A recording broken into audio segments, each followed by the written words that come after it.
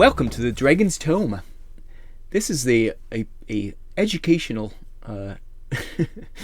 video show where we discuss Dragon Magazine. We started at issue 1, we're up to 208, and I'm Rob, I guess. I'm Jack. I'm Chopper. I almost got through that. I was pretty smooth for once. This is August 1994. The best part about this cover, it's by Stephen King. No, not that Stephen King. It's a Scottish artist. But it's a pretty cool cover. It's a knight going through the snow, and he's got some wolves trailing him. Wolves. And they look hungry, man. Look at them. They are a little raggedy. Looking. They're like, ugh. I don't care if that's metal. I'm gonna eat it. Yeah, they're gonna have to get some can openers, but they're gonna eat this guy. Yeah, very cool cover. Like it a lot. And it's he said that they've been holding it for a long time, and so they decided to put it out in the middle of August, in a winter cover in the middle of August. But it is very cool cover. It is. Do you think that's a tree that he's walking next to, or do you think it's like the side of a mountain? I always assumed it was the side of a mountain, but now you say it could be a tree. But I think it's hard to tell. I think it's side of the mountain. I like an overhang. I really like how the flame is like, when it's like sooty flame. Like, that's a very cool effect. Yeah. You can hear this noise it's making because the wind's blowing it, and it's barely holding on. Yeah. Yeah, it's cool. And the frost all over his cloak. Yeah, it's really well done. This is one of my favorite covers we've had in a while. And the non-metallic metal for the armor. Yep, it's very well thought out. Yeah. I like his red gloves. Is it or is it frostbite? Ouch. It's black, not red. Anyways, yeah, cool cover. Anything else to say about it? Negative. Let's start with I don't know. Let's start with me. I'll start with myself. I'll start with the editorial. 8. I called my own number. I'm running for the first down. This is Dale Donovan again. This one's another good one. It's how to make it's like help character creation, and it's using journalists who, what, when, where, why to make characters. So he goes through each of the questions, and so like who is defined the character as a person, what is the history of the character, when was there hallmarks in his life or her life, where are they from, why, motivation for the character, how did they get to this point, and I think it's really useful if you're stuck on kind of getting a character. You got the stats, but you want the character. This is a cool way to do it.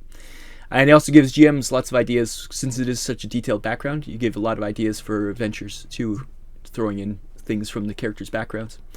So I think a lot of games, modern games, kind of do this built in. But back in the day, D&D wasn't so much about the character; they were more about the stats. So this is kind of giving more character to the characters. We've had articles like this before, but it's a nice concise one because I think it's a single page, so it's like something you could cut out and just have in your character creation binder. Yeah. Mr. Donovan's not breaking any new ground. He's not trailblazing with his articles, but it's useful kind information. Of a perennial.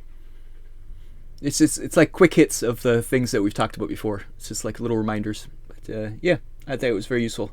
And it gets you thinking about your characters, which is always fun. Because you ask these questions, and all of a sudden your brain starts firing off, and you're like, if you're a creative person at least, you're like, start thinking, oh, well, yeah, why is he like this? Why did he do this? And where he came from, how does that influence him? And yeah, I think it's pretty cool.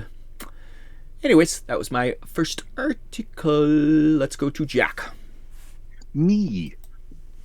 Okay, could we please go to PDF 38, please? 38. It is the Team Spirit. I was looking for the title. It's at the bottom. It confused me. It's both. It's the bottom of both pages. Yeah, you have to think of it as a book, and then it goes across the bottom. But even so, at the bottom, I was like, "What? We're starting in the middle of an article? What the?" It's wild because it says pick and choose your at the top. I'm like, that's an odd title for a article. What's going on here? But no, it's just a avant-garde layout for the magazine. People are trying to stand out. I like the anyway. I like the picture where the guy's just like trying to put the spear through the guy to the dragon's head. And he's just like he jumped on it, using all his weight to try and just push it through. So Thomas Kane um, wrote an article, and it's. I'm not going to go through all of them. It is a part chart, part exploration about why the player characters are working together. So you're building your team for your new campaign, and you have to explain why a paladin, a wizard, and a gnome are all going to be trying to do the same task. Well, you get your dice, or you choose, and it is a little. It's not like, hey, this is why. It is more of, hey, this is the flavor of why they're all working together. It's a good idea because it is sometimes it is kind of you all kind of think, okay, why are we together? But it's I think it's funner to have a background. It's almost fun to have some kind of reason to be together instead of just a collection of people just happen to be together. Especially, I will say that while I like the idea or the background, I think for the most part, in my experience, that we've all sat down and made this happen in the discussion before we start playing, as opposed to being a random dice roll kind of a thing. Well, you might do this naturally, but a lot of times it's just like, yeah, I wouldn't do it. I wouldn't do a random roll. I would choose one, but still. Yeah. I mean, I get the idea for it, but when I read this, I was like, I don't know if this needs to be even a chart. This could be suggestions. Yeah, I don't know why you numbered them. Yeah, you really because didn't we need to number sit down, and just my experience is that we've always just sat down and said, well, how do we know you? How do we know you? Why are we together? And then we all hash that out. Or the GM does, yeah. Yeah. Well, usually if the GM is worth his weight, he does it with you. All I know is difference. Oh, sorry, Jack. I think the difference is if between a group that's together and you need a reason to say why these people, because the people already have rapport. Why, there's already in jokes. Why people already know, like, all the shorthand of why strangers don't behave and want to act, have a goal this quickly, as opposed to a new group. Maybe you got a whole bunch of people together and you need something to kind of say why you people are working together. And some of these are just interesting ideas, like secret agents or something like that. That's just an interesting idea. Like it's kind of fun to have like that as a cool idea. I personally didn't know I was already part of some kind of mercenary band because I do have matching tattoos with people. So I think I mistakenly joined a mercenary band. There was no mistake about it. You paid hard-earned money for that tattoo. You paid your dues. Yeah. Now I'm cursed. But yeah, I think it's a good idea. It's kind of some of them are kind of like standard stuff, but some of them are interesting. Yeah. Yeah, it's cool. I like it. Once again, it doesn't need to have numbers on it. I think the numbers are kind of waste. You're not going to roll random, like unless you're crazy. I personally, I thought the addition of the numbers took up so little space, but added so much usability that I was like, it's a no-brainer. Why wouldn't every time you wrote an article like this, just put some numbers or a chart? We do love charts. In my mind, it's a win. Everything's improved by numbers. If you put a chart, you win. Everything's improved by just a little more functionality for no additional space. Yeah, might as well, I guess. Yeah. Yeah. Doesn't hurt anything. Does not hurt a thing. Pat, what is your first article? All right, page 13. 13. Right from the start. A 7-step approach to starting a campaign. So basically a 7-step guide on how to start a campaign. Now, it just doesn't cover creating a campaign. It covers campaigns that are already in created settings. So you can use this either as you're creating a campaign world, or you can use one that's already created, like Greyhawk or Forgotten Realms or Dragonlance or something like that. It gives you, you do your research, you figure out what's happening. If you're doing this in a created world, you kind of research the world you're living in. If you're creating your own world, you do research on creating your world, kind of a thing.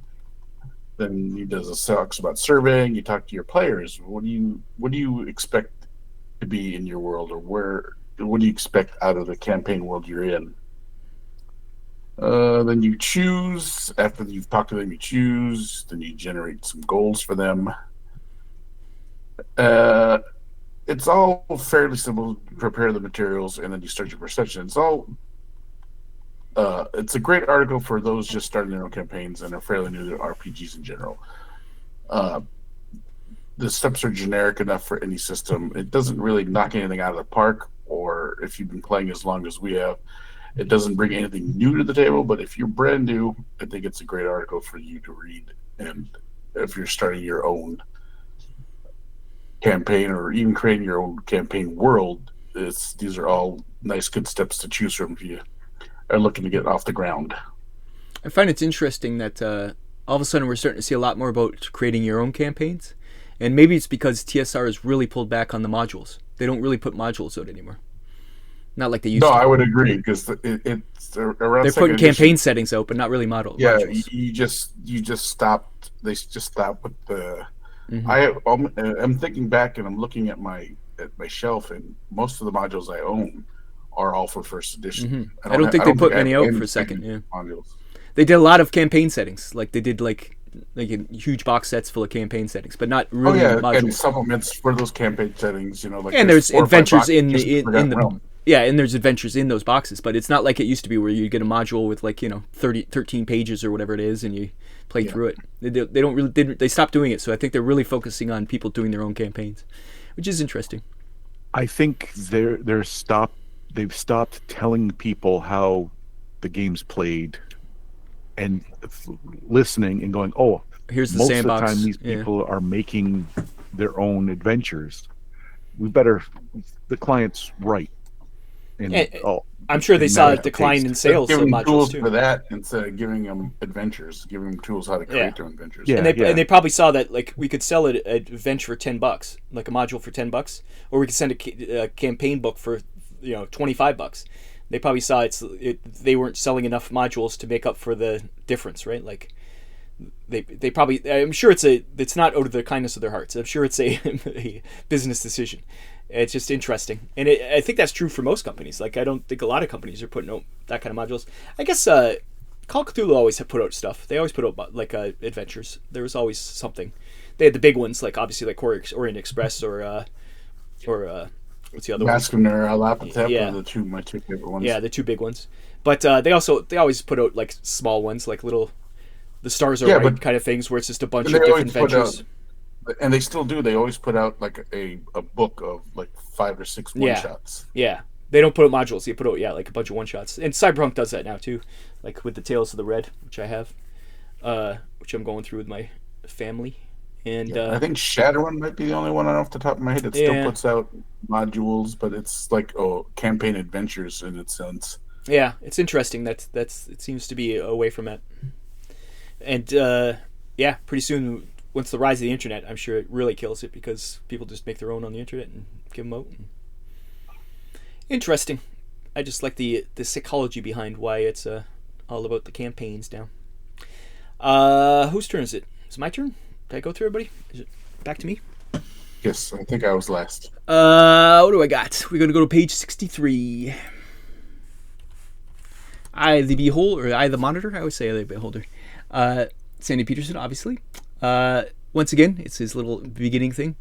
He talks about somebody how they said that video game RPGs aren't real RPGs. So it's already beginning some gatekeeping, which I always love. So somebody said cartridge RPGs like Zelda can't be real RPGs because they're real-time combat.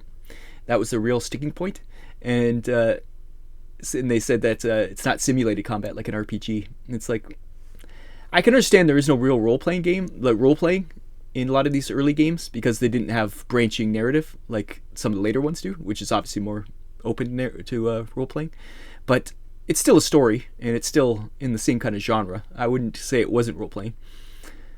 Sandy does say that times are changing, and most RPGs do have real time combat, but there is still a mix. You get the turn based still, and I think the old SSI games are going to the wayside now, and we're getting a lot more action games, more arcade style, and I think that's what people are rebelling against. Yeah, the term RPG, I think, was for a lack of a better term because like platforming had gone away, and side like, scrolling or yeah. yeah, you need to name it something to say what type of game it is. You could call it an adventure game, I guess, but that's kind of generic. But Yeah, like so it might not be a 100% like factually accurate, but you have to name it something to say it's not this is the genre, a yeah. Metroid You're not just a shooter, R-type kind of game. Yeah. or a first-person shooter or something. Yeah, pretty much he says there's a place for everything, and that you're always going to have both, and it's true. To this day, we still have both. We still have turn-based, and we still have real-time. So, and there's lots of mixes. Like Final Fantasy VII was kind of a mix. It was real-time, but they also would pause kind of for you to do your stuff, and like it was kind of in between. Yeah, it's just an interesting thing about what is a role-playing game. And obviously, a video game role-playing game is much different than a tabletop role-playing game. Maybe not so much now, because you do get a lot closer now. Like, you play Cyberpunk 2077, it feels like you're playing through an actual... It feels like someone's GMing you through that game. Like, you get so many storylines, and it feels like a real role-playing game. And so many options. I think that's the thing that defines a real RPG, is the options. If it's such a linear game, it's harder to be an RPG, you know? Yeah. But, when you start seeing dialogue options popping up, and you know it does have an effect, and even if it doesn't have an effect, even if it has like a superficial effect, it's still something, right? It's still something. You're still, making your evil or good. Yeah, or I always like that too. When you could choose to be totally evil or totally good, like Fallout. Fallout's great for that. Or the reaction of the people in the world. You now making enemies and making friends. I think Fallout was the first one that really did that well. Yeah, you're right. Yeah, that's. You're right. You're the one who brought it up. I was just agreeing with you. Yeah, but I know you were talking about Fallout. I wasn't, but when you said Fallout, that is the first one I really remember. Like the options changing, really affecting how people see you and stuff. Like it changes, changes the game. How you do. I don't know. I feel like Diablo did it too. Diablo 2 maybe. A little bit. Never played it. And then I played shit out of Diablo 2, but it was mostly just grinding. Yeah, but you could make the choice. I think Diablo 2 is where it became more story based, and you can choose to go the dark kind of path. I don't know. And there was another one too. It was it Neverwinter Nights? Maybe it was Neverwinter Nights. Yeah, Neverwinter Nights. Yeah, for sure. And even Jack, you played EverQuest, and was it EverQuest you played? Ultima Online. Yeah, those ones. The online games. Once you get to online RPGs, that's definitely RPGing. By then, there's actual RPG whole servers, but there's also in the game, it's a lot of RPG for World of Warcraft or things like that. Yeah. Totally different world. Going to attending people's weddings. I didn't do that, but my Oh yeah. No, don't talk about that. That got me going. It's funny. It's still, I guess World of Warcraft's still around, but you don't never hear about it anymore. Only bad things. Anytime I see it brought up, it's always like, something went how wrong. far has it fallen? I'm like, it's been falling for a long time. Like, it's probably been at least 10 years since I played. Well, I think Blizzard kind of gutted itself, didn't it? That's why they probably haven't done much with World didn't of they get Warcraft. by EA? I think Something like that. Yeah. ooh, and EA now has. Yeah. Anytime any company gets bought, it's over. Yeah. Anyways, well, I think they've been working on StarCraft 3 now for the last 15 years. At least. I think it's more than that. Jack, what is your next article? Okay, this is wild for me. So just gonk. I gonked. I had to actually give it extra gonk there because I hit it. Yeah, the booth is saying they've heard a gonk.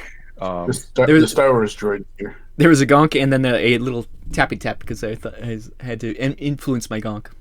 Yes, I have not had enough wine, nor have I mentioned peas for that many gonks. So, 94, please. 94. Oh. It is role-playing reviews. It's on the left-hand side, World Wrestling Federation, the basic adventure game. I first was going to bring this up because we had kind of You're like, We what the hell saw is this? a teaser ad, Yeah. like many episodes ago, and we're like, how is it this? Is it that? This answers those questions in the article. I don't give a damn enough to even answer it because it is. But the long and short of it is, it gets a 3 out of 6 by the reviewer, because mainly, well, the first paragraph is how many role players are looking to get into, like, are fans of wrestling, and how many wrestling fans are What's the looking to overlap? get into Yeah. role playing, and the overlap, and kind of was like, that's a rocky start, and I agree. But synergy and cross promotion is not new. Well, we saw But there's already basically, going to be a Street Fighter role playing game. So uh, so essentially, what this was, it wasn't a role playing game about adventures as the wrestlers. It is a match. you're playing out matches in the game. Yeah, so you make yourself a manager, you make yourself a wrestler, you make yourself the ref. You like, there's building of characters, which is a fundamental part of a role playing game. I must agree. But apparently, then it is just page after page after page of charts And moves. of the moves. So you're going at a very slow pace through a match. Doesn't sound great to me. And I wanted to pose the question, like, why? There's a target audience for everything, but I was I would say I would be part of that target audience back at this time in '94.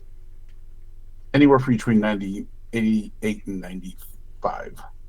well, I liked wrestling, but I never thought to mix it with my role playing. Well, so how about we segue into my article since it's on the same page? Sure. So, speaking of which, while Jack is against the wrestling game, All Star Wrestling is the game that my group played when we. Well, this one when we seems had a lot one better. It's friend- got a 5 stars. So Yeah, we had, and it was a good game because not only because it, I guess it didn't come from a created world already. Seeing as WWE, since this is WWF now, so this is when they're still pretending everything isn't fake. mm. So you're playing a wrestling game now where you actually are creating everything from the ground up. And you could be over the Including your top. wrestler. Yeah. And you can do whatever and it was a good system, and you got to do a lot of points. There was a flow chart and when you can act and stuff like that. There was a campaign system that you could play with, so you could actually role play. I mean, we got so deep into this game that we actually had toy belts made, so we could walk around. We had tag teams. We had scripted beefs. Yeah, that's why I can see, like, even the wrestling game. It doesn't sound like it's built into the game itself, but treating it almost like a vampire game, where it's a social interaction game, where it's almost like a soap opera. I could see that being kind of fun, where you're There was playing your walkout characters. music and everything. We had walkout music when your wrestler came to play. You played walkout music. We took it to the next level with this All-Star Wrestling. Yeah. And I think and even he says they're just hard complaints and are hard to come by, and it was easy enough for the player to do it, and it was open enough that you could create the wrestler and make it your own, as opposed to the the WWF game.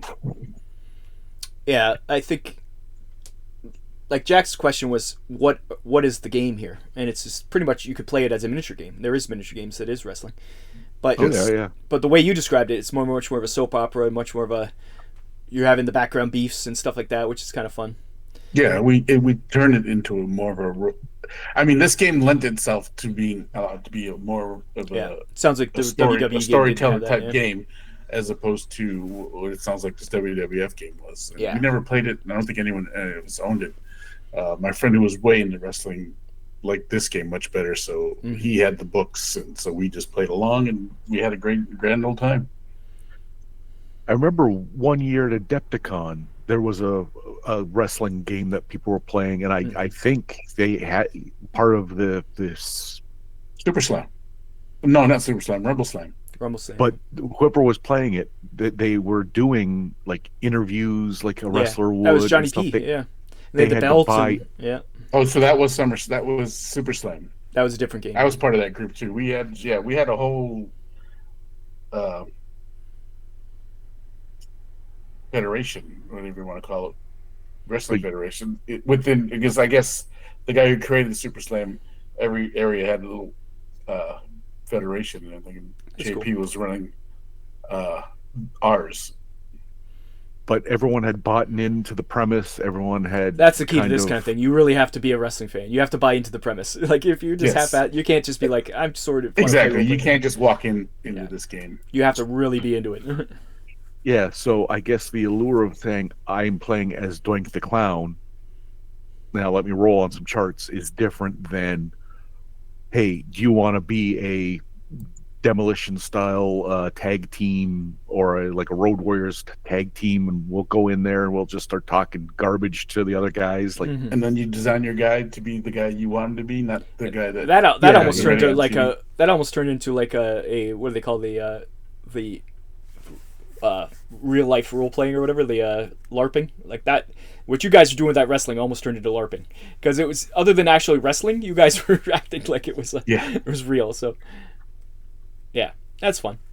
Yeah, that's the thing. I think anything could be fun if you have the right people, but it sounds like the World Wrestling Federation book was more a cash grab, where this one had like some heart behind it, where they actually thought it through and actually loved wrestling. Yeah, I think it was a game written by a wrestling fan. Yeah, where the other one's probably just some guy who was assigned this game and was like, okay, and what's it wasn't wrestling? so complicated that we couldn't walk away from it and come back to it a month later and still pick up. You know. Yeah, the other one sounds like a very, I don't know who designed it, but it sounds very structured and like, okay, this is this. David Clark did that one. But yeah, it sounds like it's the difference between a guy who writes role-playing games and a guy who likes wrestling. That's probably the difference. Yeah. Fun. All right. That was one of mine. That was both yours. Anybody else got any more articles? I got one more. Jack, do you have any more? No, that's it. Me too. I don't have any more. So, Pat, what's your last article? 31. 31. I'm kind of surprised you didn't do this one. Bizarre the Bizarre. I never do Bizarre the Bizarre. It's magic items for your favorite horse as a paladin. That's why I thought you were going to get it. So it'll just be very quick. Rob does love horses. These, Hey. His paladin with his horse named Chestnut is a staple of this show now. It is canon. It's just because you guys hated horses. I think I had to stand on the other side.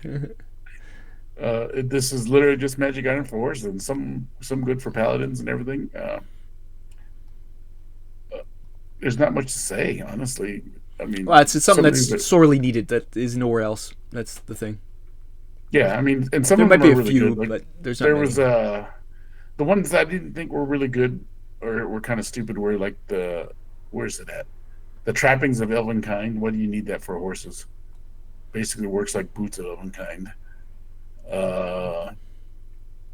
Other than that, most of them are pretty good. If you're a ranger or something and you're going through the forest, you want your horse to be invisible. That'd be kind of fun. Yeah, trappings of displacement are nice. It kind of makes your horse like a displacer beast. It helps make them survive. Yeah, horses die too easily. The saddlebags of comfort are pretty nice too. It allows the horse to survive the weather. Yeah, a lot of things are just so you can avoid all the things that would normally kill your horse. Yeah. Which, if you have a Palomino with a nice brindle and like Chestnut, you don't want him to die. No, I would do anything for Chestnut. There's quite a few bit of items here. It's very nice. Especially if you really are mountain centric, like paladins or cavaliers can be in those classes. I don't play those classes, so I never really had to mess with the horse too much, other than just get me to AD&D. Does it die when I get there? Oh, all right, I'll get another one. In all seriousness, I don't know if any of my paladins ever had a horse. It's just one of those things that just never comes up. Horses are expensive. That's the problem. They're expensive and they die. And what are you going to do when you go in the dungeon? You leave the horse outside to get eaten by a dragon? What are you doing? You're part of an order in this new campaign we're playing, and maybe they have a stable of horses. Yeah, I could just borrow a horse. Yeah. Maybe Well, Chestnut's sitting there waiting for me. our new campaign has fizzled out, so maybe your track record of 100% horseless paladins might be. It hasn't. I'm just waiting to see if I can get that Sunday off, and then we're playing that day if I can get it off. We'll see. Maybe we're all busy. We do have our bicentennial Call of Cthulhu. Yeah. Well, we can't play both. It's hard to do both. We have to pick one or the other. I'm doing 2 campaigns. I'm doing my Cyberpunk and doing the D&D. Oh, we haven't played the Cyberpunk in a while. I play with my family all the time. No, Yeah, he's running his own. he's running his own. All right, that's it for me as far as that article's concerned. Okay, we'll go to ads then. I got shit tons, so I'll go last. But Jack usually has 1, so I'll let him go first. Oh Jesus. Okay, can we go to page 25? We have ourselves a teaser. So, the only rules you'll ever need: master book for the only games you'll ever want to play. This was one of mine It's less too. 10 games, so I don't even know what this is. Mysterious. We might never know. may never The answer know. is it's generic role playing. That's everybody's obsessed with generic role playing. The Amazing Engine, GURPS, like There's for some reason, generic role playing is like a thing. Yes, Jack, I know we're going to the next page. I know where we're going. It's okay. But we may never know. It's a mystery. actually, it's 2 pages. I think the page after is something too. But yeah, it's for some reason generic role playing is taking off at this point. I don't know what the impetus is and why, but there's a lot. GURPS been around. GURPS for a been while. around forever though, and Amazing Engine is kind of new. Like it's TSR's tip, but it seems like it just popped out. Like, yeah, why does West End Games need a fucking generic role playing game? Anyways, Jack, would you like to go to the next page? Yes, please. Oh, What the- Indiana Jones is now part of the Master Book game series. That's crazy. I didn't know about this either. I never even heard of this game. I've seen it. The only one I know of is the TSR one. I've never heard of this one. So I've seen this at Games Plus Oh yeah. in the West End Games lot. Oh yeah.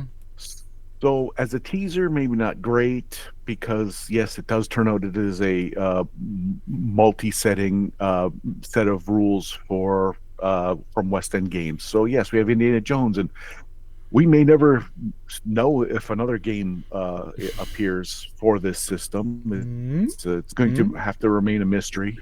This one's like super generic. The other one, I like the cover though. Unless we go to the next page, I do like the in cover. which Blood Shadows, which I think was a game before.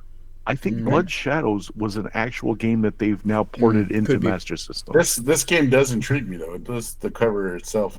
Yeah, it looks like pretty freaky. pulp against some kind of goblins or demons. Yeah, it's like a 1950s Call of Cthulhu almost. Like a hard-boiled detective pulp meeting Call of Cthulhu. I think it existed before this and has been ported over, but I'm not 100%. If you know, comment below, and if you've played this game, please tell us what it's like because it looks cool. I like the art.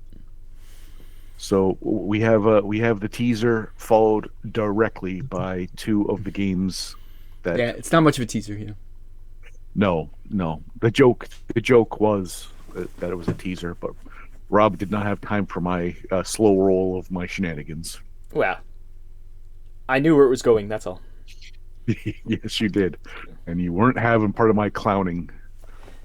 Yeah, it's I guess it isn't really a teaser. It doesn't say "stay tuned for more," but it just No.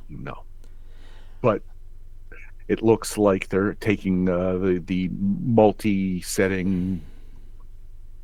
It looks like this Blood Shadows is the first set of books for the Master Book game. So it started on its own as a Master Book. Oh, okay. must remind you of something else. Yeah. Pat, what is your first ad? Let's go to page 36. 36, sir. We talked about this a couple of episodes ago, and this is the Magic the Gathering figures. Oh yeah. And you can see down at the bottom there's the Dark Ritual figure I had to use as my life counter when I got a dial. I painted mine more towards like what it looked like on the card than this one did.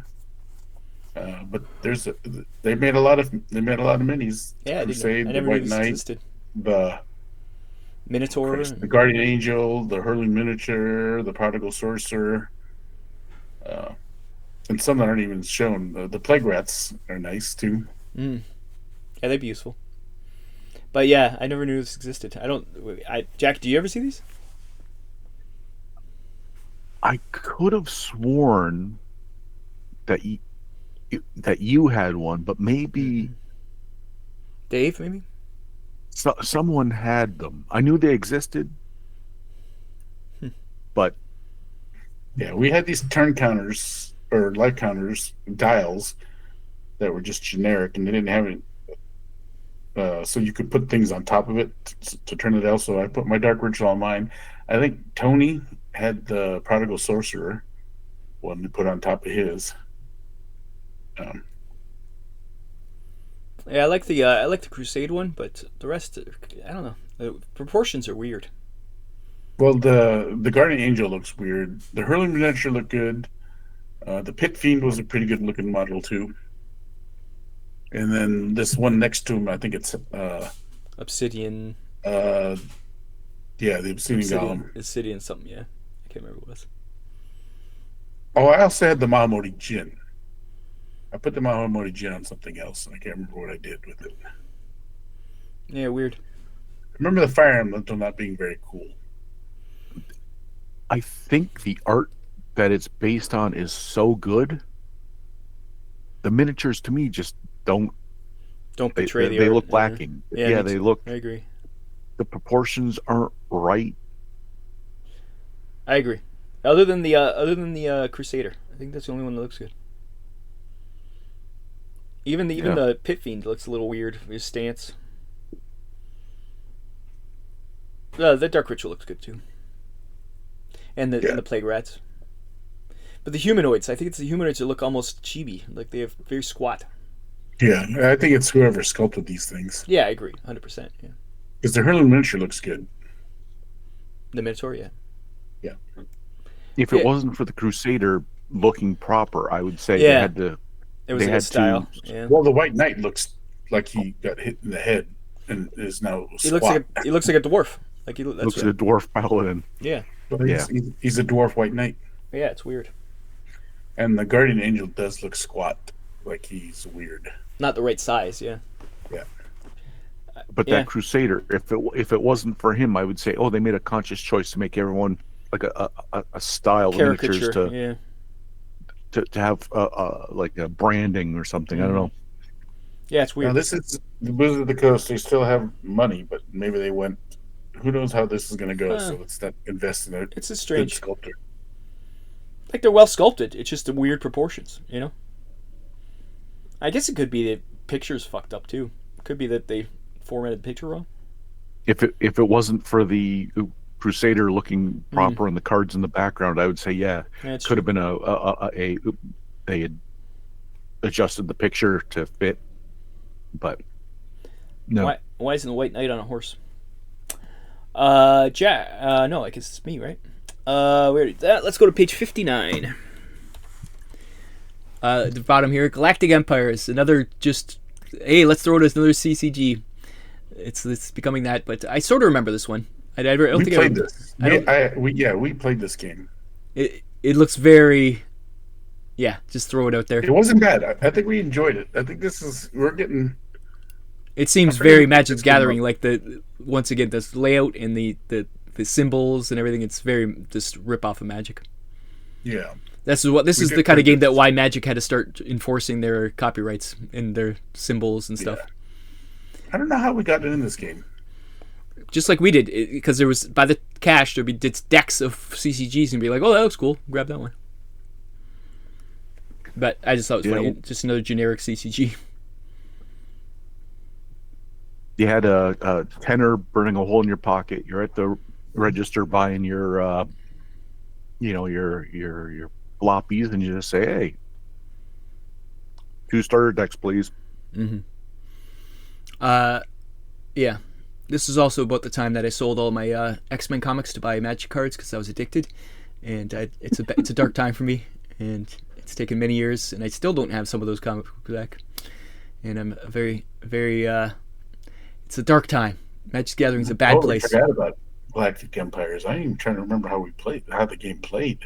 Looks very magic. I mean, everything was magic based at that time. Even Jihad was magic. Well, at least that was made by Wizards of the Coast, at least. Jack, any more ads? No. Pat, if you don't have another ad, I'll be very surprised. I have several. Okay, good. Oh, geez. What's your next And ad? by several, I mean 2 more. Me too. 65. 65. RPG tools. Another vague ad that doesn't tell you what you are really getting. Just some looks like a pencil crayon artwork, and Yeah, I don't even know. Are you getting a disc? What are you getting? I don't even know what you're getting. Is this a magazine? it is BadgerCom Software Inc. So I assume it's a. So I'm assuming it was a disc. disc. It was software, but it doesn't even tell you if it's a disc or High density 3.5 floppy disk. Where'd you see that at? I didn't see it. My eyes are quite good. Bottom right hand corner, that paragraph beside their logo. Super tiny. Yes, high density. Requires 4 megabytes of RAM. Whatever it is, it's powerful, versatile, and customizable, but it doesn't say what. It's because if they tell you what it is, then you have expectations. What tools are you getting? Am I getting a drafting tool? Am I getting a dice roller? Am I getting a word processor? What the fuck am I getting? It does say the same thing in different ways in a bunch of spots. Like versatile tools comes up a lot, but it doesn't really pin down like, oh, it's got. Does it have map making? Does it have? Are they stat generating? Is it generate stats for you randomly? I don't know. It's expensive too. It's $50. There's just Dragon Magazine is full of these role playing aid tools that are vague, just trying to get money. I think. You get a few people and it's worth it. Yeah. Yeah, but whatever they did, they paid for a full page ad, so they really thought they were going to snake some people. Mm-hmm. Yeah, for sure. And the artwork is when you look at each of those 4 frames around the dice, the shorthand you understand immediately what settings those are without being the settings. Yeah, you can see, it's telling you this is, whatever game you're playing, we can help. Yeah, and they accept check or money order still. $50. I wouldn't be spending $50 on some random program. Well, I wouldn't definitely not pay $50 for something I don't know what I'm getting. Mm-hmm. Let's go to page 69. Hey, look at this. Another generic role-playing engine. Oh, this one's a role-playing computer application for the Game Master. Gold Tree. So it's very similar to what you were just talking about. I think it's just it's a computer thing that helps you play, I guess. It requires an IBM compatible DOS 3.1. Oh, if you had 286, you can use it. This at least tells you what you get, but it also doesn't really. Is it a game itself, or is it for D&D? Or it sounds like it's its own game that it runs kind of on the computer for you. Yeah, but what kind? Is it a text game then? Because you only need an EGA. No, minimum. I think it's a. You're the GM. You run this program, and it pulls you through the game to play a role-playing game in real life. Yeah, which is online dice roller. That's big if you're starting to play with your friends from afar. Yeah, it's interesting. But yeah, yet again, just some generic thing. Does he have a price for this one? What are you doing? Pat's distracted. He's starting to watch TikToks again. No. Someone was at the door. I was checking to make sure it wasn't. Yeah. Pat, another ad?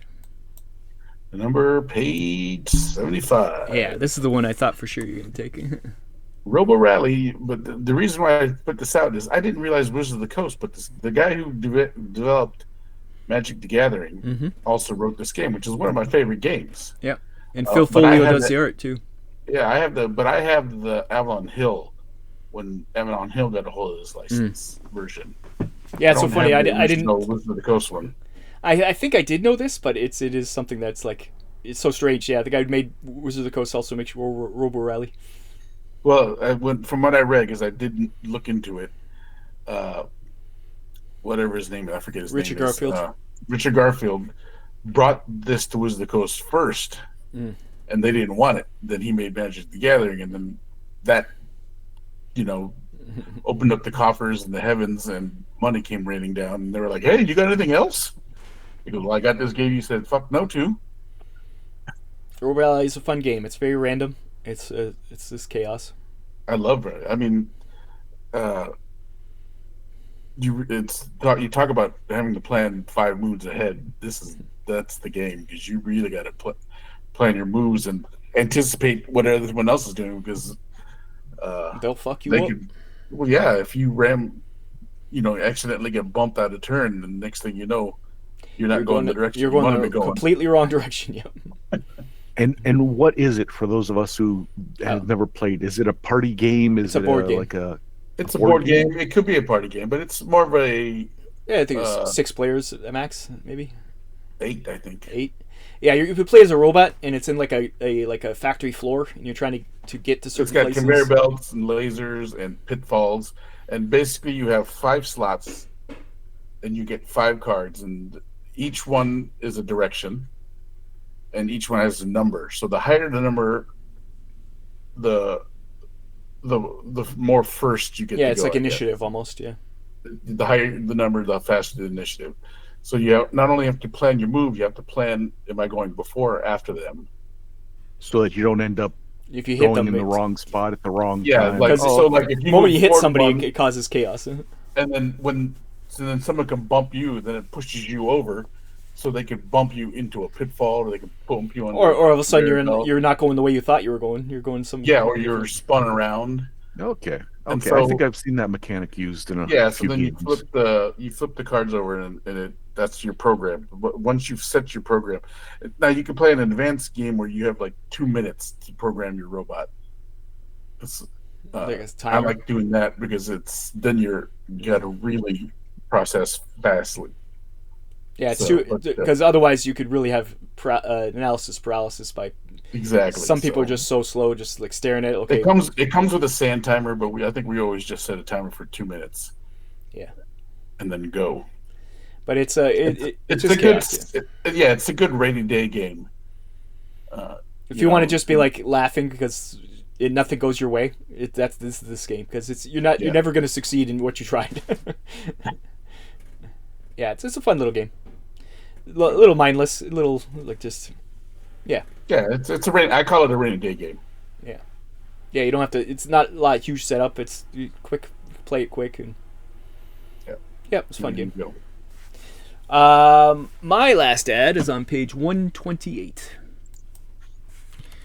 and it's we're back to well, first of all, the miniature right above it is a Rapham miniature for what's it called? For Mechton. And the ad on the same page is for the Jovian Chronicles, which is the new version of Mechton that's coming out. And Rapham and DreamPod 9 and Mechton. DreamPod 9, which is now known for making what's it called? Frig. What they make? They make goddamn. I have it right here. What is it called? It is called. It's right here. It's right there. Heavy Gear. They make Heavy Gear. So this is kind of like the beginning of Heavy Gear, where it's the mix between Mechton and Jovian Chronicles, and then Heavy Gear kind of comes out of this. And it's once again Canadian company. DreamPod 9 is in Alberta, I believe. And yeah, so it's funny that this is the beginning of it, where it's still Mechton, which is the old. Pretty cool. I didn't because I haven't played a game of Heavy Gear yet, but I do want to try it out. Yeah, Mechton's an old Artalasaurian game. And then Jovian Chronicles is Rapham's kind of like take on it, and then it eventually turns into Heavy Gear. Jeez, can't remember that game name. It's just interesting that this is the beginning of it. So I thought that was cool, and the miniatures are cool from Rapham, because look at that vortex right over there. That's a cool looking mini. So, it is. Yeah. It looks like a.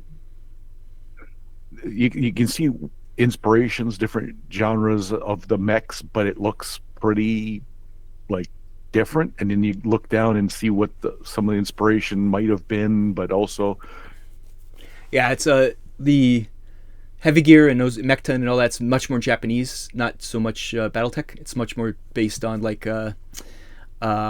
Votoms is really the basis of it, and things like the games like that, so or anime like that. So yeah, different coming from a different angle than the much more Gundam, much more different than the BattleTech style.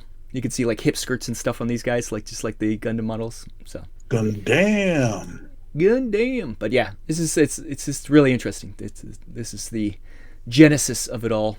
So that's fun. That's my last ad. Pat, do you have any more? I am done. Jack, you got one last one you've been hiding this whole time?